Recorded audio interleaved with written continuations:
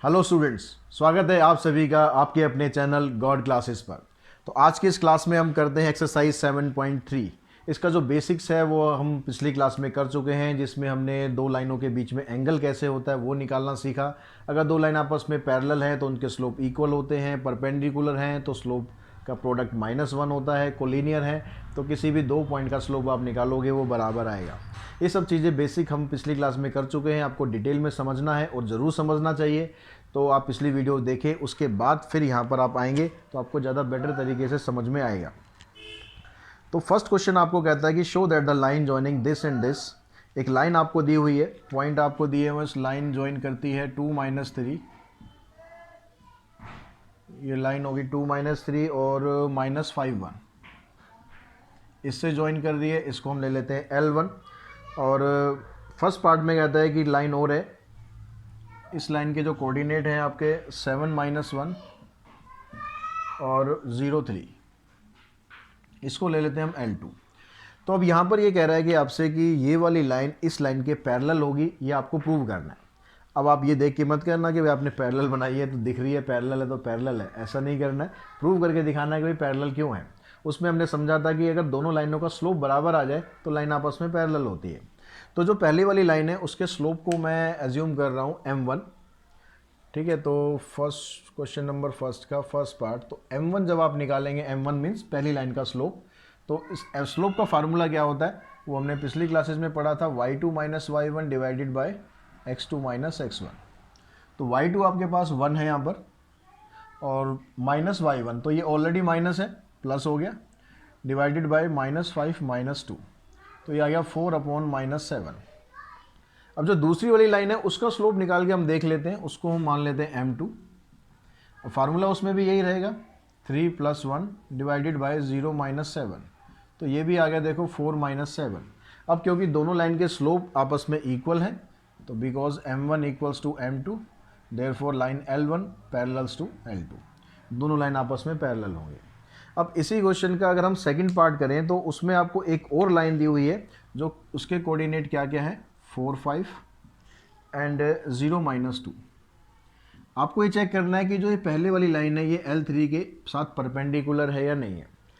Check क्या करना है, प्रूव ही करना है। तो उसमें हम क्या करते हैं, जब सेकंड पार्ट आप करेंगे तो उसमें जो तीसरी वाली लाइन है इसका स्लोप निकाल लो, क्योंकि पहली लाइन का स्लोप तो हमारे पास है ही। इसको M3 से डिनोट कर देते हैं, तो -2 - 5 डिवाइडेड बाय 0 - 4, तो आ गया -7/-4, तो ये आ गया 7/4। अब परपेंडिकुलर की प्रॉपर्टी क्या होती है आपको याद होगी तो अच्छी बात है, नहीं याद होगी तो दोबारा समझ लो। परपेंडिकुलर में क्या होता है, दोनों स्लोप का जो प्रोडक्ट है वो -1 आना चाहिए। तो पहली लाइन का स्लोप था 4/-7, दूसरी लाइन का स्लोप आया 7/4, तो वही ये कैंसिल हो गया सारा, -1 आ गया। इसका मतलब L1 और L3 दोनों आपस में परपेंडिकुलर भी हैं। सेकेंड क्वेश्चन की बात करें तो यहाँ कहता है find the value of x so that the line through x9 and 2 7। एक लाइन है जो x9 जिसके कोऑर्डिनेट है और 2 7, इसको हम L1 ले लेते हैं। ये लाइन एक और लाइन के पैरेलल दी हुई है जिसके कोऑर्डिनेट आपको दिए हुए हैं 2 - 2 एंड 6 4। तो क्वेश्चन में कहता है कि आपको x की वैल्यू फाइंड करनी है, आपको इस x की वैल्यू फाइंड करनी है अगर ये दोनों लाइन आपस में पैरेलल है। तो जैसे कि यहाँ वाली कंडीशन थी, अगर आप उसको फॉलो करते हैं कि ये दोनों लाइन आपस में पैरेलल हैं तो इसका मतलब क्या हुआ, दोनों लाइनों का जो स्लोप है वो इक्वल है। इसको हम L2 ले लेते हैं। अब दोनों लाइनों का स्लोप इक्वल है तो इसका स्लोप निकाल दीजिए आप, 7 - 9 divided by 2 - x is equals to 4 + 2 divided by 6 - 2। इसको सिंप्लीफाई करते हैं तो 7 - 9 यानी -2/2 - x इज इक्वल्स टू 6/4। इसको कैंसिल किया, क्रॉस मल्टीप्लाई कर देते हैं, 2 को इस -2 से करेंगे -4 आ जाएगा, 3 को यहाँ पर करेंगे 3 2 6 -3x, -3x को इधर ले आओ, 4 को उधर ले जाओ तो x की वैल्यू आ जाएगी 10/3। तो अगर आपको लाइन पैरेलल दी हुई है तो उसी हिसाब से उसकी प्रॉपर्टी यूज़ करो, प्रॉपर्टी यूज़ करके वैल्यू निकाल दो, बड़े आराम से सारी वैल्यू निकल जाएगी। क्वेश्चन नंबर थर्ड पे चलते हैं। थर्ड क्वेश्चन में आपको क्या दिया हुआ है, थर्ड में कहते हैं द लाइन ज्वाइनिंग -5 7 एंड 0 -2। यहाँ भी एक लाइन आपको दे रखी है, उसके कोऑर्डिनेट दिए हुए हैं -5 7 and 0 -2 is perpendicular to the line joining 1 -3। एक और लाइन है जो इस कोऑर्डिनेट से जुड़ी हुई है 1 -3 and 4y। Find the value of y। ये वाली जो लाइन है दोनों आपस में यहाँ पर परपेंडिकुलर दी हुई है, जैसे पिछले क्वेश्चन में पैरेलल था, यहाँ पर परपेंडिकुलर दिया हुआ है। तो L1 is perpendicular to L2। That means क्या हुआ कि जो इन दोनों के स्लोप का प्रोडक्ट है वो आ जाएगा -1। परपेंडिकुलर लाइन की यही प्रॉपर्टी बताई थी। अब जब आप M1 निकालेंगे तो M1 के लिए ये दोनों पॉइंट लेने हैं -2 -7, -2 -7 डिवाइडेड बाय 0 +5 इनटू में M2 आ गया y +3 divided by 4 -1 is equals to -1। इसको सिंप्लीफाई करते हैं, आ जाएगा -9/5 इंटू y +3 अपॉन में 3। 3 से हम इसको कैंसिल कर देते हैं। अब ये आ गया -3/5।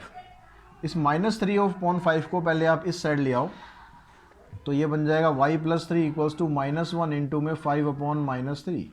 इस माइनस से ये माइनस भी कैंसिल, तो इसकी वैल्यू क्या आ गई यहाँ पर 5/3। अब ये जो 3 है इस 3 को आप इधर ले आओ, तो y की वैल्यू क्या आ जाएगी 5/3 -3। इसको एलसीएम लेके हम सिंप्लीफाई करते हैं तो आ जाएगा -4/3। तो ये आपके पास y की वैल्यू आ गई। क्वेश्चन नंबर 4 अगर हम देखते हैं तो 4 में कहता है using slope determine which of the following set of 3 points are collinear. 3 point आपको दिए हुए हैं, ठीक है। एक पॉइंट को हम मान लेते हैं A। ये पॉइंट आपको दिया -2 3। दूसरा पॉइंट हो गया हमारे पास B, इसको दिया हुआ 8 -5। और तीसरा पॉइंट हो गया C, ये दिया हुआ आपको 5 4।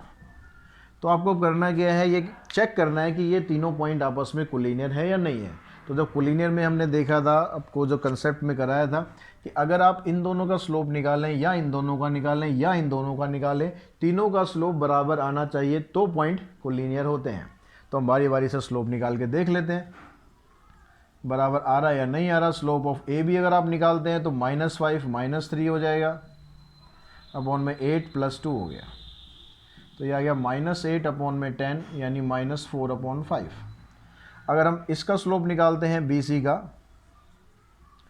तो BC के स्लोप में आप देखेंगे तो आ जाएगा 4 + 5 और यहाँ आ जाएगा 5 - 8, तो ये आ गया 9/3। इससे आप कैंसिल करेंगे तो ये आ जाएगा -3। अब दोनों का जो स्लोप आप देख रहे हो, ये दोनों का स्लोप बराबर नहीं है। Slope of AB is not equals to slope of BC। अगर ये स्लोप ही बराबर नहीं है तो इसका मतलब ये जो पॉइंट्स हैं ये कोलिनियर नहीं है। पॉइंट्स आर नॉट कोलिनियर, ठीक है। पॉइंट हमें यही दिए हुए थे ना, चेक कर लेते हैं एक बार। तो स्लोप निकाला -5 -3 8 + 2 -8/10, ठीक है। -4/5 आ गया, 4 + में 5 9 हो गया, 5 - 8, ठीक है। तो हमने देखा कि भाई यहाँ पर इनका जो स्लोप है वो बराबर नहीं आया, तो पॉइंट कोलिनियर नहीं है।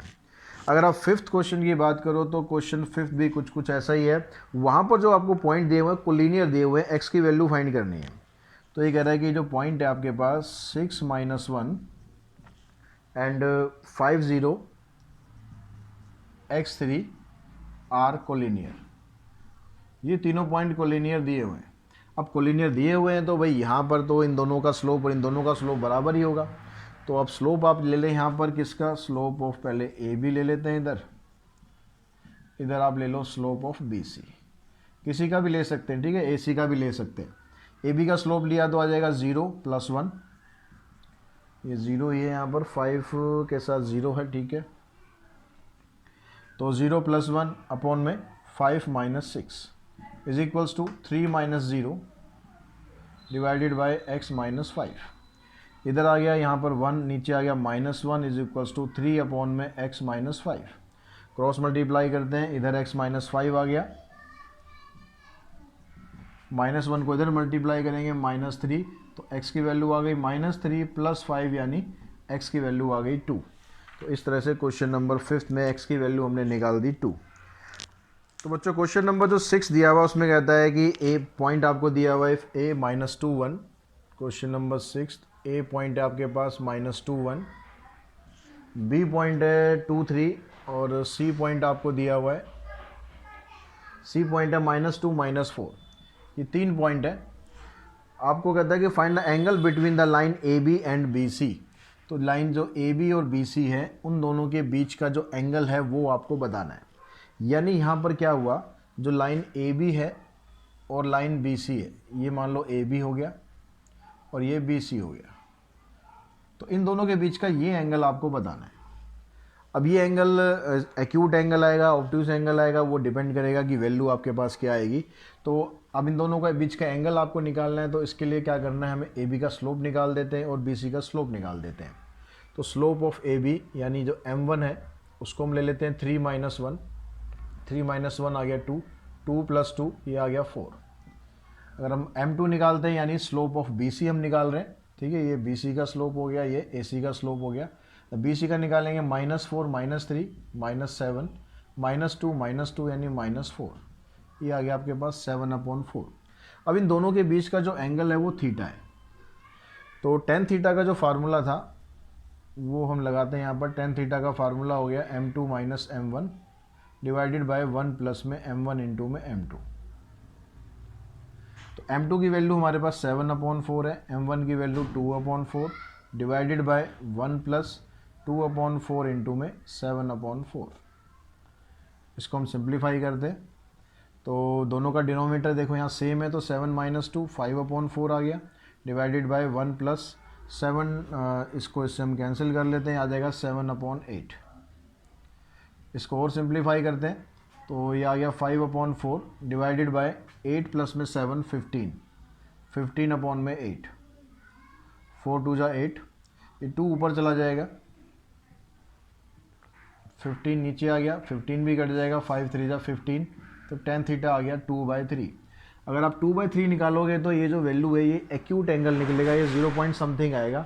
tan की वैल्यू 0 से लेकर स्टार्ट होती है और फिर नॉट डिफाइंड तक चलती है, नेगेटिव वैल्यू नहीं है, पॉजिटिव वैल्यू है। दैट मीन्स इसका जो एंगल है वो एक्यूट एंगल आ गया। तो tan थीटा क्या आ गया आपके पास 2/3, ये आपके पास वैल्यू आ गई, ठीक है। क्वेश्चन नंबर 7 में देखते हैं, वहाँ कहता है without using Pythagoras theorem show that the point this this and this are the vertices of a right angle triangle. 3 आपको पॉइंट दिए हुए हैं क्वेश्चन नंबर 7 में। ए पॉइंट आपको दिया हुआ है -2 2, ए पॉइंट आ गया -2 2। जो बी पॉइंट है वो दिया हुआ है आपके पास 8 - 2, और जो सी पॉइंट है ये दिया हुआ है -4 -3। अब यहाँ पर कहता है कि आपको पाइथागोरस थ्योरम का यूज़ नहीं करना और ये बताना भाई कि ये वर्टाइसेस जो है राइट एंगल ट्रायंगल के हैं। अब इनके बीच का एंगल हम कैसे पता करें कि भाई एंगल क्या होगा, तो उसके लिए हम स्लोप की प्रॉपर्टी यूज़ करेंगे। क्या प्रॉपर्टी होगी स्लोप की, अगर दो लाइनों का स्लोप का प्रोडक्ट -1 होता है तो वो दोनों लाइन आपस में परपेंडिकुलर होती हैं। अभी हमें नहीं पता कि कौन सी लाइन कहाँ पर है, कौन सा पॉइंट कहाँ पर है, सिंपल एक ट्राइंगल है, तो हम क्या करते हैं तीनों का स्लोप निकाल लेते हैं। ए बी का स्लोप निकाल लेते हैं, बी सी का स्लोप निकाल लेते हैं और ए सी का भी स्लोप निकाल लेते हैं।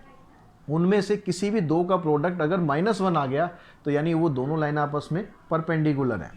तो अब ऐसे ही करते हैं, बारी बारी से निकालते हैं slope of A B. A B का स्लोप आ गया, फार्मूला वही आपका y2 - y1 -2 डिवाइडेड बाई 8 + 2 -4/10 यानी -2/5। अब आप निकाल लो slope of B C. B C का निकालेंगे तो -3 + 2 डिवाइडेड बाय -4 -8, तो -1/12 यानी 1/12। अब आप निकालो स्लोप ऑफ ए सी, तो -3 - 2 डिवाइडेड बाय -4 + 2, तो आ गया -4/-2 यानी 5/2। अब यहाँ पर आप देख रहे हो अगर आप इन दोनों का प्रोडक्ट करोगे तो यानी किस किस का, ए बी का और ए सी का, अगर आप स्लोप ऑफ ए बी और स्लोप ऑफ ए सी का प्रोडक्ट करो तो क्या होगा आपके पास। देखो ए बी का स्लोप क्या है -2/5 है, इसका स्लोप 5/2 है, ये कैंसिल क्या आ गया -1। तो इन दोनों के स्लोप का प्रोडक्ट भाई -1 आ गया हमारे पास। इसका मतलब क्या हुआ कि जो ए बी और ए सी हैं वो दोनों आपस में परपेंडिकुलर हैं ना। अगर ये दोनों परपेंडिकुलर हैं इसका मतलब क्या हुआ, ट्राइंगल जो आपका बनने वाला है उसमें ए इधर आ जाएगा, बी इधर आ जाएगा, सी इधर आ जाएगा, नहीं राइट एंगल ट्राइंगल आएगा। ये दोनों लाइन आपस में परपेंडिकुलर हैं। तो आप इसमें कह सकते हो yes these are the points of a right angle triangle. ये आपका आंसर आ जाएगा। क्वेश्चन नंबर 8 पर अगर हम चलें तो 8th क्वेश्चन में क्या कहता है आपसे, 8 में भी आपको कुछ पॉइंट यहाँ पर दिए हुए, रेक्टेंगल के दो वर्टेक्स आपको दिए हुए हैं। एक रेक्टेंगल है, रेक्टेंगल के दो वर्टेक्स है, ए भी दिया हुआ और बी दिया हुआ है। ठीक है, ये रेक्टेंगल बना दिया हमने। ए के कोऑर्डिनेट आपको दिए हुए हैं 2 - 3, बी के कोऑर्डिनेट है आपके पास 3 5। ठीक है, और ये सी आ गया, ये डी आ गया। अब आपसे क्या कहता है, पूछता है find the slope of B C. B C का स्लोप क्या है। तो क्वेश्चन नंबर 8 की हम बात कर रहे हैं। अब बी सी का जब ये स्लोप पूछ रहा है तो हम मान लेते हैं रेक्टेंगल में हमें पता है कि भाई ये लाइन और ये लाइन दोनों आपस में पैरेलल होती है और ये दोनों लाइन आपस में पैरेलल होती है। तो जब लाइन पैरेलल होती है तो इनका जो स्लोप होगा, इसका स्लोप अगर m1 है तो इसका भी m1 ही होगा, क्योंकि जब पैरेलल लाइन होती है तो दोनों के स्लोप बराबर होते हैं। इसका स्लोप हम मान लेते हैं कि m2 है और ये इसके पैरेलल है तो इसका स्लोप भी m2 है। उससे आपको लिखने में थोड़ा आसानी हो जाएगी। अब ये कहता है कि आपके पास m2 आपको निकालना है, स्लोप ऑफ bc निकालना है। तो हमें ये पता है कि जो AB और BC ये आपस में परपेंडिकुलर भी हैं, क्योंकि भाई रेक्टेंगल की प्रॉपर्टी क्या होती है कि जो वर्टेक्स पर एंगल बनते हैं 90 के होते हैं ना। तो इसका मतलब हो गया कि जो m1 और m2 है दोनों के स्लोप का प्रोडक्ट क्या होगा, -1 के बराबर होगा। m1 इंटू में m2 फर्स्ट पार्ट में। अब ये m1 क्या है, m1 है AB का स्लोप। AB का स्लोप तो आप निकाल सकते हो क्योंकि पॉइंट आपको दे रखे हैं।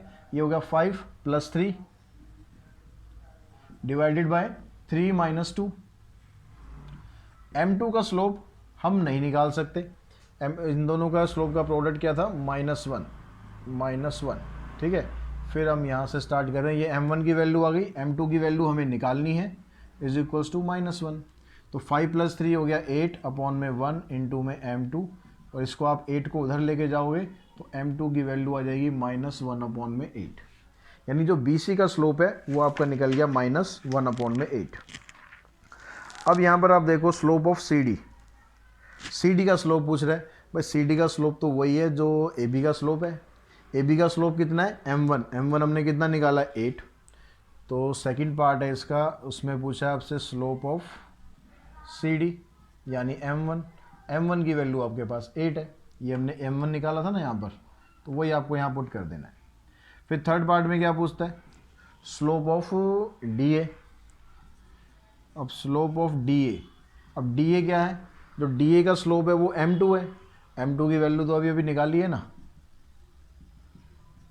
ठीक है, इसके रीज़न भी आप दे सकते हैं। अगर आप यहाँ स्लोप ऑफ CD m1 लिख रहे हैं, बिकॉज क्यों लिख रहे हैं, क्योंकि जो AB और CD है दोनों आपस में पैरेलल है, और यहाँ पर BC और AD आपस में पैरेलल है, इसलिए इन दोनों के स्लोप बराबर है। अगर आप रीज़न देना चाहें पर्टिकुलर। क्वेश्चन नंबर 9 में कहता है using slope prove that this point are the taken in order are the vertices of a rectangle. बात फिर अब यहाँ पर वही आ गई कि क्वेश्चन नंबर 9 में कहता है कि आपको वर्टेक्स दे रखे हैं, अब रेक्टेंगल प्रूव करना है। मैं रेक्टेंगल की शेप में बना देता हूँ। -4 -1 ए हो गया, बी के लिए हो गया -2 -4, सी हो गया आपके पास 4 0, और डी हो गया 2 3। तो बस आपको अब ये चेक करना है कि ये जो वर्टेक्स आपको दिए हुए हैं एक रेक्टेंगल के वर्टेक्स है। तो रेक्टेंगल के लिए आपको दो चीज़ चेक करनी है। एक तो इसकी जो अपोजिट साइड है वो पैरेलल आए, दूसरा जो इसके यहाँ पर एंगल बनेंगे वो 90 डिग्री आए। तो दोनों के लिए हमारे पास स्लोप के तरीके होते हैं।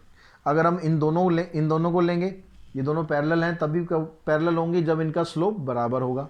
तो स्लोप ऑफ AB निकाल लेते हैं पहले। मैं ऐसा करता हूँ, इनको पूरा स्लोप लिखने की बजाय मैं इसको m1 m2 m3 और m4 से डिनोट कर देता हूँ। ये इसका स्लोप है, ये इसका। तो हम क्या करते हैं, बारी बारी से m1 निकाल लेते हैं। m1 क्या हो गया, वही y2 माइनस y1, फार्मूला वही चलेगा अपना सदाबहार, divided by x2 minus x1 minus 2 plus 4। तो देखो -3 आ गया और यहाँ से 2 आ गया, ये तो आ गई m1 की वैल्यू। अब m2 की निकाल लेते हैं। m2 के लिए ये दोनों पॉइंट लेने हैं आपको, 0 प्लस 4 और 4 प्लस 2। आपको ये ज़रूरी नहीं है कि भाई ये x1 y1 ही लेना है या x2 y2 लेना है, आप उल्टा भी कर सकते हो, जैसे कंफर्टेबल हो वैसे कर दो, लेकिन लेना एक ही तरफ से। ऐसा मत करना कि ये x1 ले लिया, ये x2 ले लिया और ये y2 ले लिया, ऐसे नहीं करना। ये x1 है, ये y1 होना चाहिए। तो यहाँ पर आ गया 4/6, ये आ गया 2/3। m3 निकाल लेते हैं। m3 आपके पास आ जाएगा, इन दोनों पॉइंट को अगर आप लो तो 0 - 3 डिवाइडेड बाय 4 - 2, तो -3/2। m4 देखो, m4 आ गया 3 + 1 डिवाइडेड बाय 2 + 4, तो आ गया 4/6 यानी 2/3। तो सबसे पहले इसको पैरेलल देखते हैं। अब यहाँ पर देखो m1 और m3 दोनों का स्लोप बराबर है, तो because m1 equals to m3, therefore ये दोनों लाइन आपस में पैरेलल हो गई, AB और CD। चलो जी, पैरेलल का काम हो गया। m2 और m4 ये भी दोनों बराबर आ गए, ये दोनों बराबर आ गए, इसका मतलब क्या हुआ, BC और AD ये भी पैरेलल हो गई। तो एक काम तो हमारा हो गया भाई, लाइन आपस में पैरेलल तो है, जो भी इसकी अपोजिट साइड है। अब ये और देखना है कि भाई इन दोनों के स्लोप का प्रोडक्ट -1 आ रहा है नहीं आ रहा। ये एंगल सारे चेक करने हैं कि 90 डिग्री बन रहे नहीं बन रहे, इसको भी चेक कर लेते हैं। ये कैसे चेक होगा, m1 और m2 का प्रोडक्ट निकालो। m1 की वैल्यू है -2/3 और -3/2, इसकी वैल्यू है 2/3। देखो इसको कट जाएगा, -1 आ गया, इसका मतलब क्या हुआ कि AB और BC आपस में परपेंडिकुलर है, यानी इन शॉर्ट आप कह सकते हो कि जो एंगल B है वो 90 डिग्री है। ऐसे ही अगर आप यहाँ से चेक करो इसको और इसको, यानी m2 और m3 को, इन दोनों का स्लोप निकालो। m2 आपके पास 2/3 है और ये आपके पास -3/2 है। यहाँ से भी देखो ये कट गया, -1 आ गया, यानी आप कह सकते हो क्या कि BC और CD ये भी आपस में परपेंडिकुलर है, यानी एंगल C 90 डिग्री है। जैसे हमने ये दोनों निकाले हैं वैसे ही आप बाकी के एंगल भी बता दो। सिमिलरली एंगल D ये भी 90 है, एंगल A ये भी 90 है। इसका मतलब क्या हुआ कि जो ABCD है आपका, ये एक रेक्टेंगल हो सकता है, नहीं है ही। तो बच्चों क्वेश्चन नंबर 10 आपको दिया हुआ है, the vertices of a quadrilateral are this. एक क्वाड्रिलेटरल है, उसके 4 वर्टेक्स आपको दिए हुए हैं। Using slope show that the mid point of the side of the quadrilateral forms a parallelogram, कि इसके जो मिड पॉइंट होंगे, मान लो ये मिड पॉइंट आ गया आपके पास, एक P आ गया, एक Q आ गया, एक R आ गया, ये एक S आ गया, तो ये चारों मिड पॉइंट मिलकर एक पैरेललोग्राम बनाएंगे, ये आपको प्रूव करना है। अब ये पैरेललोग्राम ये है या नहीं है, ये सब बातें तो बाद की होंगी, पहले इनके पॉइंट तो हमें मिल जाए, इसके बिना तो हम कुछ नहीं बता पाएंगे। तो पहले हम क्या करते हैं, क्योंकि PAB का मिड पॉइंट है, तो पहले P के कोऑर्डिनेट निकाल लो यूजिंग मिड पॉइंट फार्मूला। तो कोऑर्डिनेट ऑफ P निकालते हैं, तो क्या आता है आपके पास, कोऑर्डिनेट ऑफ P। तो मिड पॉइंट फार्मूला आप लगाओगे तो ये x1 हो गया, ये x2 हो गया। मिड पॉइंट फार्मूला याद है, नहीं याद होगा तो फर्स्ट वीडियो देख लेना, याद आ जाएगा सब कुछ। y1 प्लस में y2, तो ये क्या आ गया, -4 + 2, -2 आ गया, -2/2 यानी -1, यहाँ आ गया 8/2 यानी 4। तो ये तो आ गया आपके पास P का मिड, P के कोऑर्डिनेट। अब आप निकालो कोऑर्डिनेट ऑफ Q। Q इन दोनों का मिड पॉइंट है, तो 2 + में 8 डिवाइडेड बाई 2 और 6 + 5 डिवाइडेड बाई 2, ये कितना हो गया, 10/2 मतलब 5 और 11/2। अब कोऑर्डिनेट ऑफ R निकालते हैं। R आ गया 9 + में 8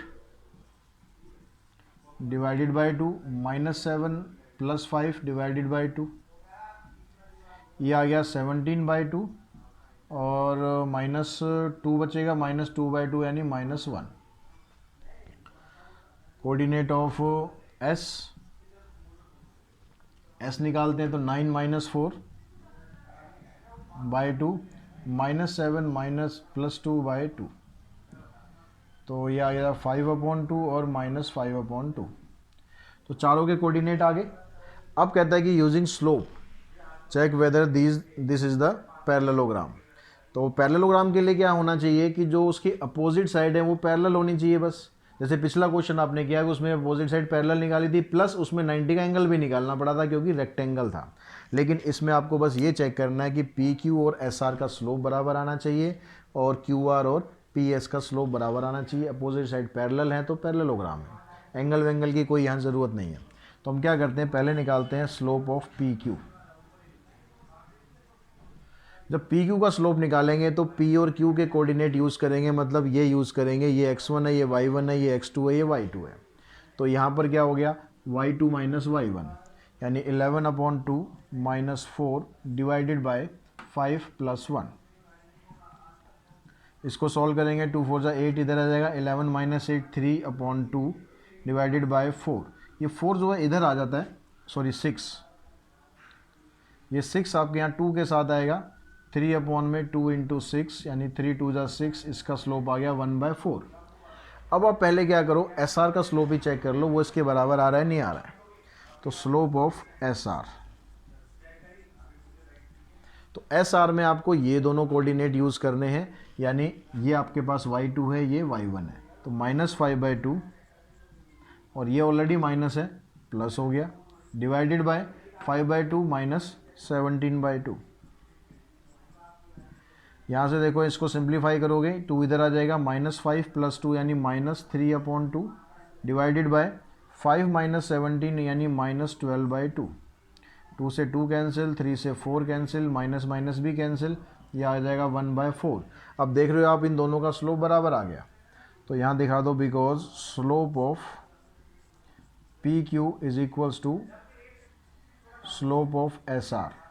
अगर ये दोनों का स्लोप बराबर आ गया, इसका मतलब क्या हुआ, यहाँ से आपके पास एक कंक्लूजन तो आ गया कि पी क्यू और एस आर जो है वो पैरेलल है। तो ये दोनों साइड तो पैरेलल प्रूव हो गई, लेकिन भाई ये भी पैरेलल करनी पड़ेगी। करने का तरीका सेम यही रहेगा। अब हम क्या करते हैं, स्लोप निकाल देते हैं, किसका, स्लोप ऑफ क्यू आर का।